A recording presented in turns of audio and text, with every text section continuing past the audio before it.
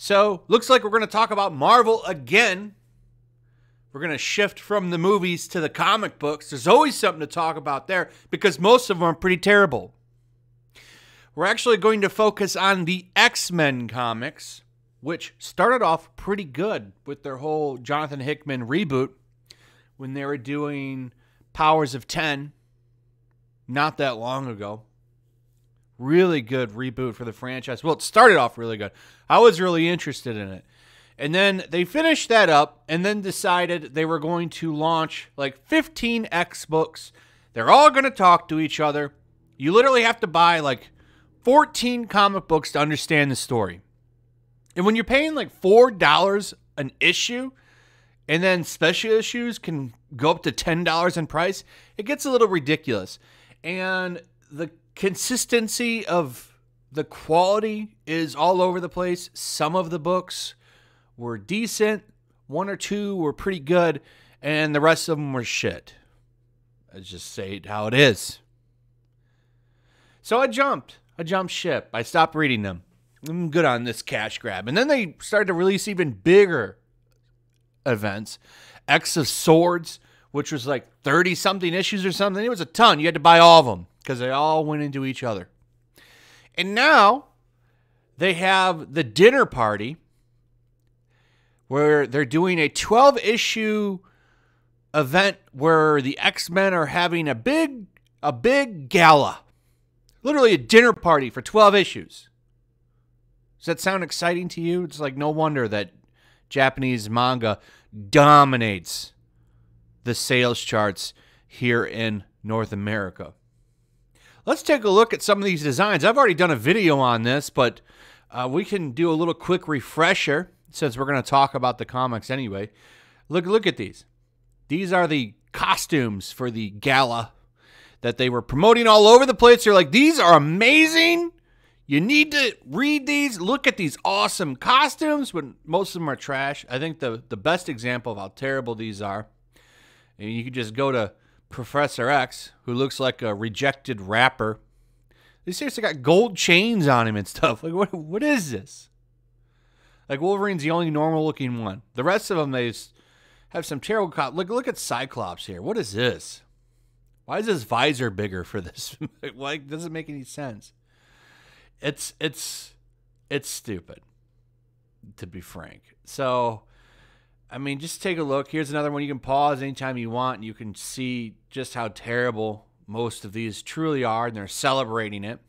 Like, why is this guy having, like, open oxygen tank on? Like, look, you can see on his neck, it's all open. What would even be the point of wearing that then? Shouldn't it be sealed? I don't know. It's ridiculous. A little ridiculous. Though I don't really know who WizKid is, though. So they've introduced a lot of X-Men that are just terrible. But anyway, the point is the comics are trash. They've really gone off the rails. You've seen that Children of the Atom book. And then one of the writers, Jerry Dugan, decides he's going to chime in and talk about X-Men comic books and how fun they are. But they're fun for the artist, not for you, the consumer, which I thought was kind of hilarious. So I thought we would go through it and talk about it because he does something at the end of this thread that I think is pretty funny and typical of a comic book professional, because this is what they do all the time. So check this out. So this is what he says on Twitter. The folks collaborating on X Comics are cooking up the biggest stories in comics right now. The goal is to have fun, thrill our artists and editors, and give readers what they didn't know they needed. The goal is to make the artist happy. Everyone else is along for the ride. Have you seen a lot of these artists that work at Marvel? Now, I really don't have too much of a problem with this because it's like, okay, well, we're working on something fun, right? We want to give readers the thrill that they didn't know they needed. But then the bottom part is where my eyebrow raises. The goal is to make the artist happy. Everyone else is along for the ride. Basically, like, when I look at this, I'm thinking, okay, so you're saying let's just make our own staff happy and ready to go, right? What does this say to me? This says, let's make sure that we're putting enough political statements and social justice messaging in the comic to make our artist happy. Something like that. Maybe I'm reading too far into it. Could be true. Maybe. But unless you've actually been reading these comics, you know that Marvel is particularly on a soapbox in every single comic that they put out lately. It's like, I could go into the Xmen all day because they're like literally living on an island nation with all mutants and they have all kinds of political power, but yet they're still oppressed. It's just a really weird... It's a really weird thing that they do. They don't want to get off that oppression thing with the mutants, but they've given the mutants massive political power in the world. They literally hold the world hostage with this medicine that they have. It's very strange. And then he says this. Now this is funny. Please do not give us your great story ideas. They are for you to exploit. Please do not behave in an unhinged manner about the comics to the folks working hard on them. Be cool. The Reign of X is here. Hope you dig it, but we sure as hell are having fun. And I think this is really annoying. Basically, don't give me your story ideas, stupid pleb. I don't want to hear your story ideas. Now, I don't know if this is a direct response to his own tweet or if he's okay, yeah, it is just a direct response to him. It's like, you know, I don't see the problem with somebody putting their own little story on Twitter. Yeah, wouldn't this be cool? But they get so annoyed with it. When people say that these comic book creators and professionals don't want to deal with you, they don't want to deal with you. This is why they treat most of the people on social media like shit. Trash. They see you as like a lesser person, it seems like. They're really high on their own farts, and it doesn't make any sense. Particularly when you look at modern comic book sales and relevance, it doesn't make any sense as to why they would still be huffing their own farts as much as they do, because they've never been less relevant. But this is where I had a big problem with what he did. So LMAO, forget the fans. Y'all know what's best, huh? No wonder why the comic industry is failing and manga is destroying American comics. It's supposed to be about keeping the fans, customer happy, which is true. You're supposed to write something that you think the fans would like, though, not artists and writers. Okay, you don't necessarily have to listen to the fans, but you, at the end of the day, want to entertain them. But no, Marvel, it's all about keeping the artist happy. You know how you keep the artist happy? You pay them, which you don't do anyway. But here's his response to this tweet, and this is what was kind of baffling, and then I kind of came back full circle and remembered, well, this is the professional comic book industry, where if they don't like something you say, they just call you a bigot.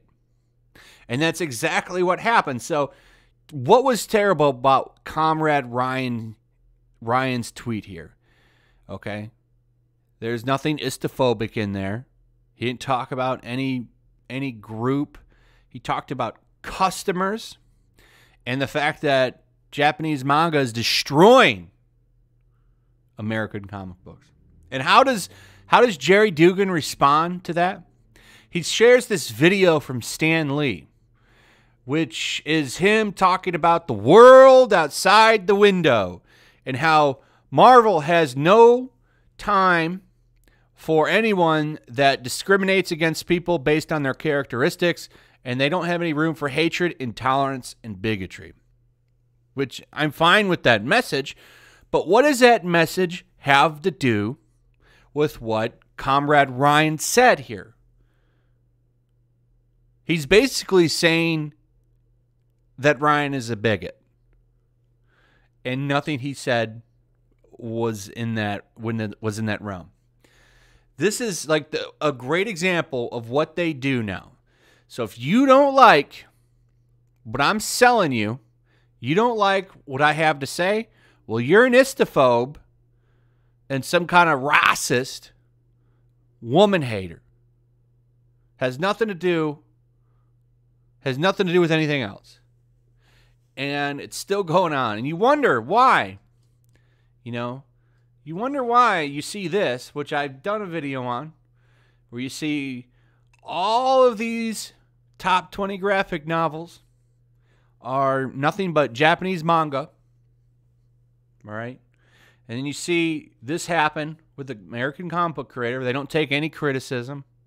They just call you an istophobe and move on. You don't like my politics, don't buy my book. And then you see this, and it all kind of makes sense. You know, they keep running it into the ground, and this is just another example of it. So anyway, let me know what you guys think about all this. I'd like to hear your thoughts. Also, if you would, please like, subscribe, share the video. Make sure you're still subscribed. Hit that notification bell. I'll see you guys on the next one. Peace. Also, if you want to help support the channel, check out my Teespring store. There's a link in the description. You can find some merchandise in there that you might want to check out. Also, take a moment. Make sure you're still subscribed to the channel. There's something going on right now, and they've been unsubscribing people. So just take a second and double check on that, and subscribe if you're new.